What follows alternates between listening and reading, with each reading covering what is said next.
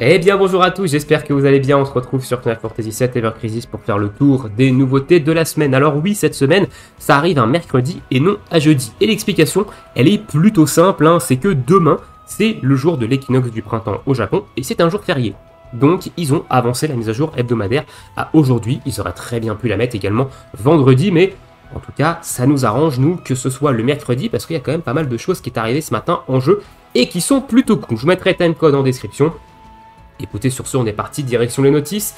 On va commencer par parler de la campagne volume 2 du demi-anniversaire. Donc dans cette campagne, on a 1500 cristaux qui nous est offert. Vous allez récupérer dans votre boîte cadeau les 1500 cristaux. Ils sont arrivés ce matin à 3h du mat quand les nouveautés sont arrivées. Ensuite, on a des missions de campagne qui vont pouvoir nous permettre de récupérer des tickets d'invocation spécifiques de personnages et des tickets d'invocation 3 étoiles et plus jusqu'à un total de 18 multi, donc tickets personnages et tickets 3 étoiles et plus inclus. On ira voir juste après ce qu'il faudra faire lors de ces missions. Un login bonus sur 15 jours nous permettant de récupérer des lotery box. Dans ces lotery box, vous allez avoir une chance d'avoir 100, 300 ou 500 cristaux. Donc au minimum, vous allez avoir 1500 cristaux sur ces 15 jours.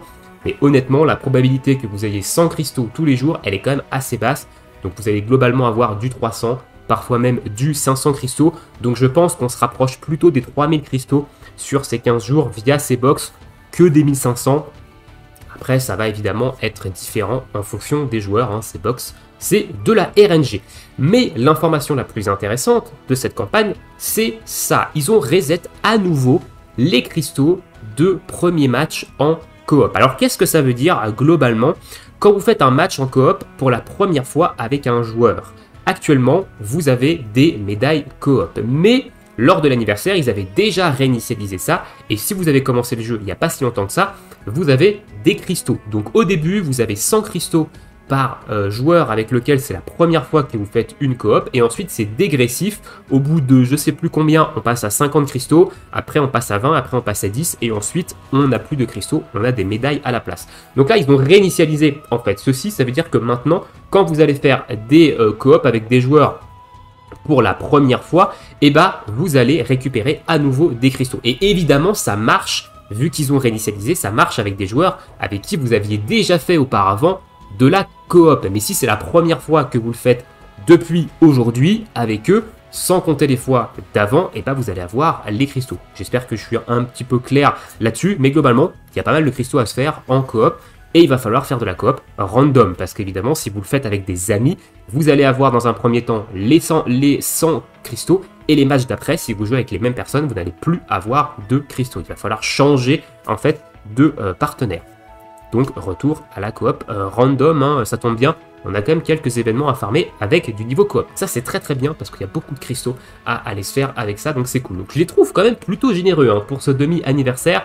Malgré qu'on ait 4 bannières limitées, on a quand même beaucoup de cristaux et on peut invoquer, je pense, plutôt tranquillement. Alors il faut quand même faire des choix, mais on peut quand même invoquer pas mal dans ce demi-anniversaire.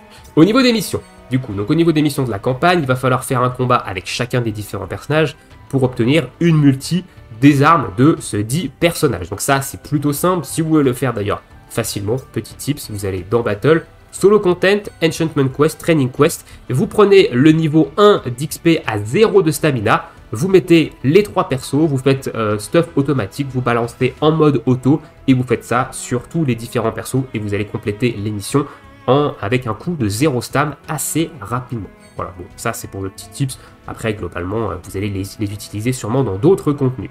Ensuite, il faut récupérer 20 items de haut vent. Donc ça, quand vous avez dû vous connecter ce matin, vous les avez récupérés. Donc ça vous donne 2 multi. Et ensuite, il va falloir se connecter 2 jours. Alors, il est possible que ce matin, vous soyez à 0 sur 2. Alors que moi, je suis à 1 sur 2. L'explication, elle est toute simple. C'est que vous vous êtes connecté hier entre 21h et 3h du matin.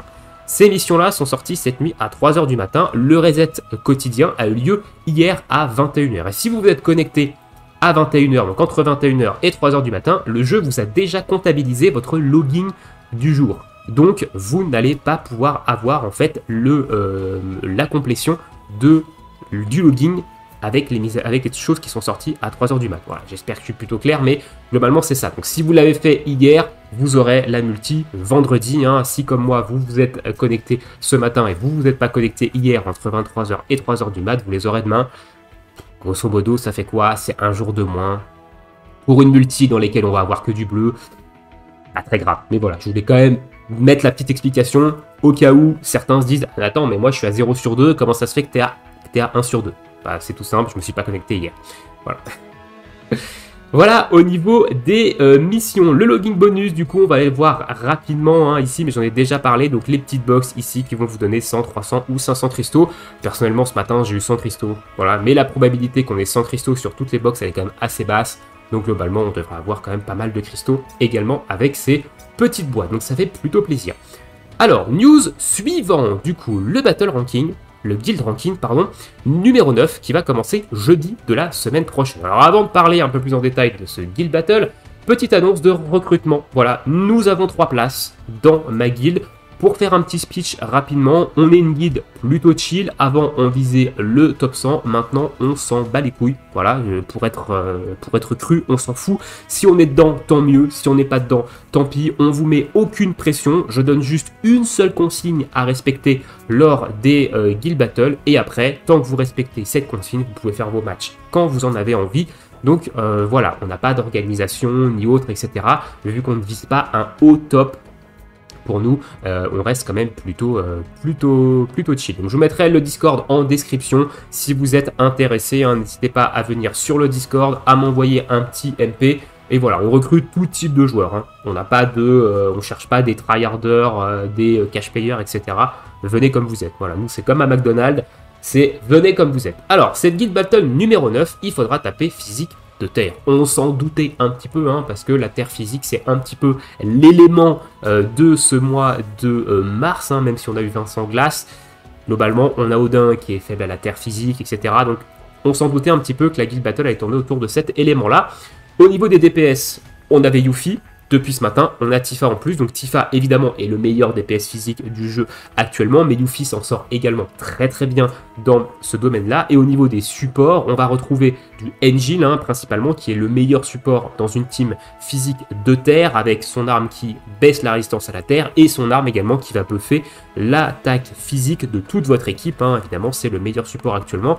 Mais il y a des deux autres alternatives qui peuvent également fonctionner en Guild Battle. On va retrouver Vincent avec son arme Chiron qui va baisser la résistance à la terre. Le problème, c'est qu'en DPS, Vincent, c'est du magique. Donc vous allez perdre énormément de DPS en Guild Battle. Si vous n'avez rien en terre physique, partez avec des matérias terre physique. Ça sera toujours plus efficace que de partir en terre magique. Et on a également Sephiroth qui, lui, a une arme terre magique également qui baisse la résistance à la terre. Donc à la limite, vous pouvez utiliser l'une de ces deux options juste pour baisser la résistance à la terre. Et à côté, il va falloir DPS à la matéria si jamais vous n'avez pas d'arme DPS physique et que vous n'invoquez pas sur Tifa. Voilà un petit peu ce que je peux vous dire globalement sur cette Guild Battle terre physique. Dites-moi dans l'espace commentaire, vous, qu'est-ce que vous avez prévu? Est-ce que vous allez invoquer sur Tifa, etc. Évidemment, je vous donnerai mon avis sur la bannière de Tifa en fin de vidéo. Ensuite, on a un événement qui fait bien plaisir. C'est l'arrivée de la tour brutale. La version brutale de la Battle Tower Singularity Rampage of Ruin qui est bloqué pour l'instant au B10. Vous ne pouvez pas aller au-delà du B10 pour attendre le B11, il faudra attendre demain. Voilà. Pour avoir unlock, pour débloquer cette tour brutale, il faut avoir fini le B50 de la tour classique. Normalement, si vous êtes un joueur de longue date, ça devrait bien se passer de débloquer cette tour brutale. Pour l'instant, il n'y a pas de difficulté particulière sur cette tour brutale, mais il y a quand même des cristaux à se faire, et notamment des récompenses pour les sphériés de rôle. Donc on va aller le voir ça tout de suite, cette petite tour brutale. Donc on a 40 jours, donc on a le temps pour la faire, pas de panique là-dessus. Au niveau des missions, il faut compléter le B10, le B20 et le B30. Donc le B10, B20, vous avez 100 cristaux, et le B30, vous avez une petite icône de profil. Voilà, et au niveau des niveaux, actuellement, on en a 10. Alors, à noter qu'à partir du B4, vous avez des personnages requis. Ça veut dire que vous êtes obligé d'avoir ce personnage-là dans votre équipe. Ça ne veut pas dire qu'il faut faire le niveau tout seul avec ce perso. Attention, required, c'est juste que vous devez avoir le perso dans votre équipe. Donc là, le B4, le B5, vous allez avoir besoin de mettre Matt dans votre équipe. Pour le B6, le B7, vous allez avoir besoin de mettre Sid. Pour le B8, le B9, c'est Lucia. Et ici, pour le B10, le B11, c'est Iris. Donc, après, le B12, B13, on aura sûrement un autre perso, etc. Honnêtement, cette mécanique de perso requis, on l'a retrouvée également dans la tour classique. Mais la tour classique, il n'y a quand même pas de grands défis de manière globale. Ici, ça va peut-être être un petit peu marrant, un petit peu fun, quand on va arriver dans les étages où on va commencer à avoir de la difficulté. Parce qu'en général, pour un joueur Day One, la difficulté sur la tour brutale, on va commencer à la rencontrer au niveau du B20 en fonction de votre compte. Donc ça risque d'être plutôt drôle à partir du B20 s'il y a toujours des personnages requis dans l'équipe. Parce que en fonction du personnage qui va être requis, on n'aura peut-être pas forcément le build ou un truc. Honnêtement, j'attends de voir, mais ça peut être quand même plutôt fun. Et du coup, on a des cristaux de première complétion et on a également des Mitrilingos ici. Et je crois qu'on a aussi... Est-ce qu'on a des trucs de rôle? Oui, on a des trucs de rôle. Donc ici, on a des memory 5 étoiles d'attaquants sur le B5. Et je crois que sur le B10, on doit également en avoir... Non ouais, on a des healers nobles memory sur le B10. Donc on retrouve évidemment ces matériaux de sphérié de rôle dans la tour brutale. Donc voilà, au niveau de cette petite événement, j'ai hâte de grimper dans cette tour et j'espère finir cette tour cette fois-ci. J'ai fini le B35 sur le rerun de la tour brutale de la Nive. Objectif clean le B30. Au niveau des événements, on a le nouveau Critical Threat qui est arrivé avec cette fois-ci Rufus en boss et je peux déjà vous dire que pour le crash, il va y avoir une Vincent Diff encore une fois. Ah là, ils ont sorti des événements. Vincent, il va bien être mis en avant. Il y avait une Vincent Diff sur l'événement de ranking la semaine dernière. Il y a de fortes chances que Vincent soit également très très puissant sur le crash de Rufus. Mais ça, on saura sûrement la semaine prochaine parce que là, les niveaux crash ne sont pas disponibles. Donc on va aller voir évidemment plus en détail cet événement de Rufus. Donc ce Critical Strike contre Rufus. Au niveau des missions, classique. Dépenser de la stamina n'importe où dans le jeu, monter l'arme free-to-play au niveau 90, je rappelle que ça vous rend l'entièreté des matériaux, donc c'est un 90 complètement gratuit. Dépenser de la stamina en coop n'importe où dans le jeu et faire de la synthétisation de matériaux pour obtenir des petits tickets d'argent. Au niveau des dailies, il faut dépenser de la stamina n'importe où dans le jeu, donc jusqu'à 500 de stam pour obtenir des tickets de bronze et des tickets d'argent. Au niveau des Victory Draw, du coup, donc au niveau des tickets de bronze, on retrouve l'arme d'Iris. Donc arme d'Iris free-to-play, le skin est assez marrant, honnêtement, j'avoue que le skin est plutôt drôle. L'arme pour 4 d'ATB, elle va diminuer l'attaque physique en low avec un max spot de mid, donc un max spot de -2 sur une cible. Et au niveau des air abilités, on retrouve des HP et du boost de Magical Ability Pots. C'est une bonne arme free-to-play au niveau des air abilités, honnêtement, c'est plutôt sympa ici. Elle a également des stats plutôt correctes. Donc honnêtement, c'est une bonne arme. Alors au niveau de la capacité, on n'utilisera jamais sur Iris. Voilà, Iris même a une arme qui fait -2 direct en P-attack, en plus en zone. Donc ça n'a aucun intérêt. Mais au niveau des air habilités, c'est une arme qui va pouvoir être utilisée honnêtement sur du DPS magique quand vous allez avoir besoin de PV. Donc ça c'est plutôt cool. Les slots de Materia, attaque, P-attack et attaque, bon, une arme qui se cherche comme on dit. Mais voilà, une bonne arme free-to-play globalement pour ses air habilités. Donc ça reste plutôt cool. Au niveau des price détails maintenant, donc on va retrouver des memories pour le rôle tank, donc pour le sphérié de rôle tank ici qui va pouvoir nous permettre de monter soit votre barrette, soit votre Engil. Personnellement, je focus Engil à max au niveau du sphérié de rôle tank. L'arme free-to-play de Iris, des matériaux pour les matériaux. Ici, encore une fois, des memory tank, une multi 4 étoiles et plus. Ici, des memory Iris et des memory tank avec l'arme free-to-play. Même chose sur le level 4, même chose sur le level 5.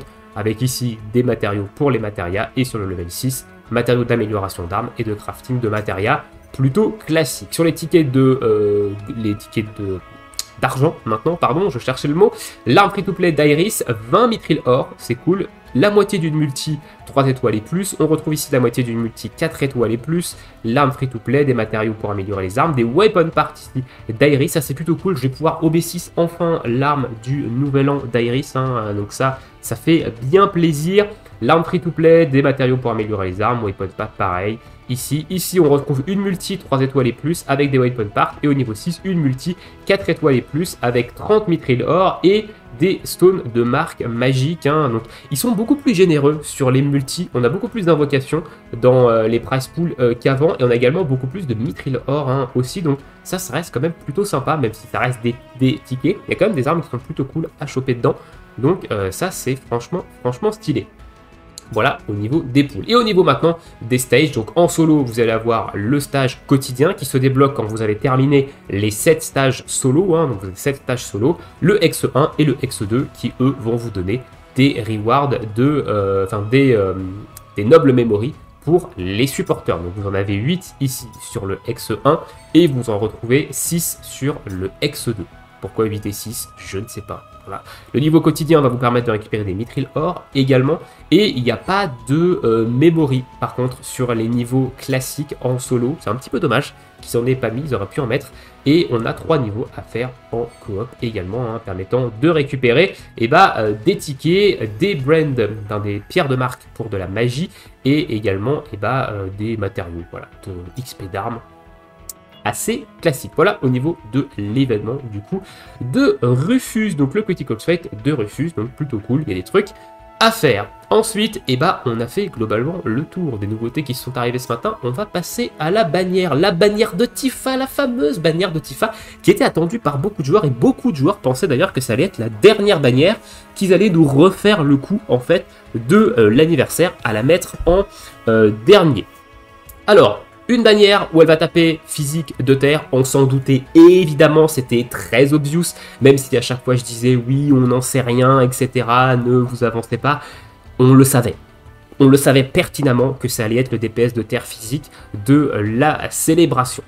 Et bien, écoutez, on va voir un petit peu ce que ça donne. Alors au niveau du costume, c'est vrai que sur l'image, je le trouvais vraiment un petit peu abusé. Là, en jeu, bon, voilà, elle n'est pas non plus très habillée dans le haut, mais ils lui ont pas fait des turbo boobs de zinzin, en fait. Je trouve qu'ils ont un petit peu réduit la poitrine et on perd un peu de ce côté fan service, même si ça reste un costume quand même un petit peu tourné, peut-être fan service. Je trouve que ils lui ont pas fait une poitrine énorme comme elle a pu avoir sur d'autres skins, hein, notamment le skin d'anniversaire où elle avait vraiment des melons là pour le coup. Là, je trouve que c'est plutôt correct et le skin. En jeu, je trouve plutôt sympa. J'aime bien la petite coiffure qu'ils lui ont fait, etc. Donc honnêtement, le skin, il est quand même joli. Voilà, je le trouve joli au niveau cosmétique, au niveau skin. Maintenant, au niveau des air habilités, c'est la même chose que Vincent. On va retrouver le boost All Attack, Attack All ici, All Ali, donc très bon. Et on va retrouver ici un boost de dégâts de terre de 30% et un boost de 20% de dégâts physiques quand vous allez avoir la jauge de posture au maximum en posture d'attaque. Ça va être la nouvelle norme des costumes élémentaires, hein, ce genre de costume là, c'est un peu l'Arcanum V2, voilà, qu'on va avoir. Donc il fallait de toute façon qu'il power creep un petit peu son costume, notamment le costume de Nouvel An qui donnait 30% de dégâts dans tous les éléments. Voilà, il fallait qu'il soit meilleur que celui-ci, donc on se doutait bien que le costume allait ressembler étrangement à Vincent, hein, au niveau des air abilities. Donc c'est un très très bon costume, hein, par contre, en termes de DPS physique global, hein, même du physique non élémentaire, parce que son costume ici, il a 20%, alors que ses costumes non élémentaires n'ont que 15%. Donc même si on ne la joue pas en DPS physique de terre, vous pouvez vous servir de ce costume-là pour la jouer en non élémentaire. Donc ça, je trouve vraiment très très intéressant ici, parce qu'on a à la fois un power creep de son costume de Nouvel An seulement sur la terre, hein, attention, seulement sur l'élémentaire, et on a à la fois un power creep également de ses costumes non élémentaires. Donc ça reste plutôt cool, et l'attaque All, c'est également très très cool. Voilà, qu'au niveau du costume, moi je le trouve vraiment très très bien au niveau des air habilités. Au niveau de son arme maintenant, on va la prendre au B6, parce que pour moi les limiter en dessous de B6, ça n'a aucun intérêt. Géo combo, pour 4 d'ATB, on va taper terre physique. Ça, on s'en doutait.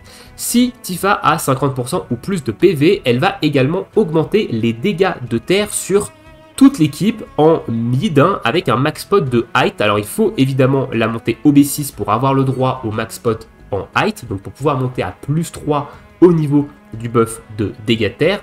Et lors de la première utilisation de l'arme, vous allez gagner plus de ATB. À savoir que l'ATB passe à plus 3 à partir de OB10. Voilà.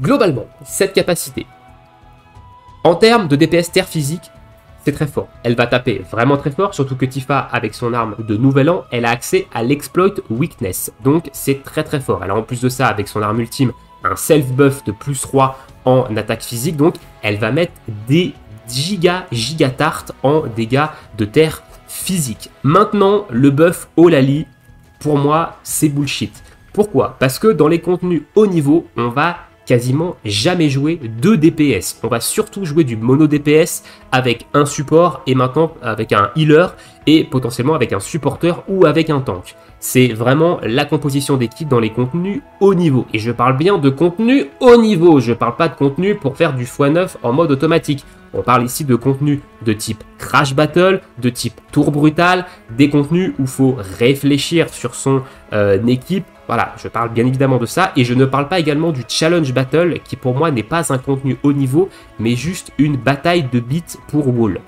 Voilà, donc je remets quand même dans le contexte de mon avis.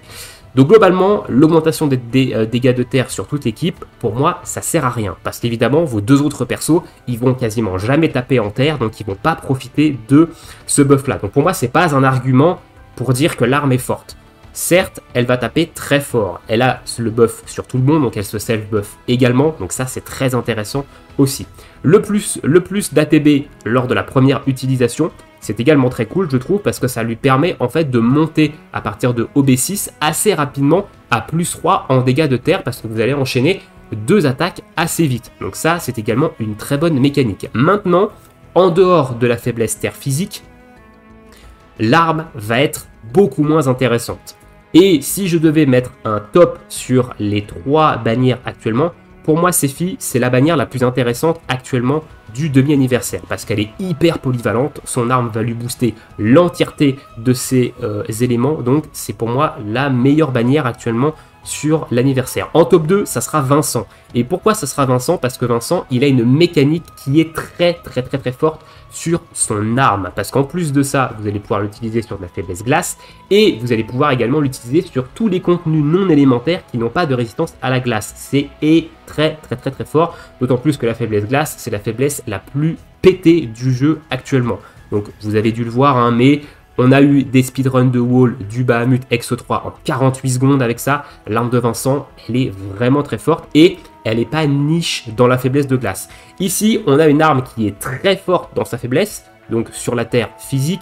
Ça va énormément vous aider pour par exemple passer Odin. Si jamais vous n'avez pas une grosse Yuffie terre physique, bah, le Odin de l'Escalation Challenge, ça va beaucoup vous aider. Mais en dehors de la terre physique, c'est pas une arme que vous allez utiliser beaucoup. Malgré le fait que vous allez quand même pouvoir l'utiliser parce que vous allez avoir le boost de dégâts de terre, donc vous allez pouvoir faire quand même beaucoup plus de dégâts que du non élémentaire. Mais contrairement à Vincent qui lui va poser carrément une faiblesse et nous permettre d'augmenter drastiquement les dégâts de glace sur du non élémentaire, ici Tifa, bah, malheureusement, elle ne pourra pas profiter de faiblesse sur du non élémentaire. Donc l'arme reste très bien, mais pour moi elle reste quand même assez niche dans son élément. Et pour moi actuellement, sur les 3 bannières, c'est la moins intéressante. Ça fait pas d'elle une arme pourrie, hein. Attention, l'arme reste quand même vraiment très forte et elle va mettre de sacrées patates en terre physique, hein, attention. Donc voilà, mais si je devais faire un classement, ça serait ça. Voilà, donc au niveau des armes. Au niveau des air habilités, P-Attack All et Earth Spot, bon ça c'est classique. En plus de ça, Tifa avait besoin d'une arme de P-Attack All, hein, elle n'en avait pas, donc ça c'est très bien également à ce niveau-là. Très bonne air habilité sur l'arme et le slot P-Attack, une petite augmentation du Sigil Croix. Donc voilà un petit peu ce que je peux vous dire sur cette arme de Tifa. Globalement, en terre physique, ça va fracasser des bouches. Maintenant, overall, actuellement, elle est beaucoup plus niche que les deux autres armes de l'anniversaire. Donc voilà, mais ça reste une arme évidemment très forte, hein, attention. Et pas besoin d'OB10. Je préfère préciser parce que là où Vincent, l'OB10 apportait énormément à l'arme, notamment 50% de durée du debuff, ce qui n'est pas rien. Ici, en OB10, vous allez gagner que plus 1 d'ATB sur le premier coup. Honnêtement, ça change pas grand chose, ça vaut pas l'OB10. Voilà, je vous dis OB6, ça suffit largement sur Tifa. Est-ce que j'invoque dessus? Non. Clairement pas, je vais clairement pas invoquer dessus. J'ai une Yuffie OB10 avec skin qui suffit très largement en terre physique. Donc pour l'instant, Tifa, je n'invoque pas du tout dessus. J'attends évidemment Engil qui va sortir la semaine prochaine. Et il y aura néanmoins une vidéo invocation cet après-midi sur Sephiroth. On va aller se faire les 2 premières pages de Sephiroth pour aller chercher l'OB6. On a quand même pas mal de cristaux, sachant que je n'ai pas récupéré encore les cristaux dans la boîte cadeau. Donc j'ai quand même pas mal de cristaux, je suis plutôt serein pour OB6 Sephiroth et pour OB6 potentiellement Engil la semaine prochaine. Si jamais il nous reste assez de cristaux, j'ai dit peut-être l'OB10 de Vincent. Mais Tifa, pour moi, actuellement, c'est du skip. Et ce sera de toute façon du skip parce que, de mon point de vue, je la trouve pas très intéressante pour ma boss. Voilà, après, ça reste mon avis. Dites-moi ça dans l'espace commentaire, ce que vous pensez de tout ça. Je vous laisse ici. Je vous souhaite à tous une très bonne journée, une très bonne soirée, bon jeu et à bientôt. Ciao, ciao.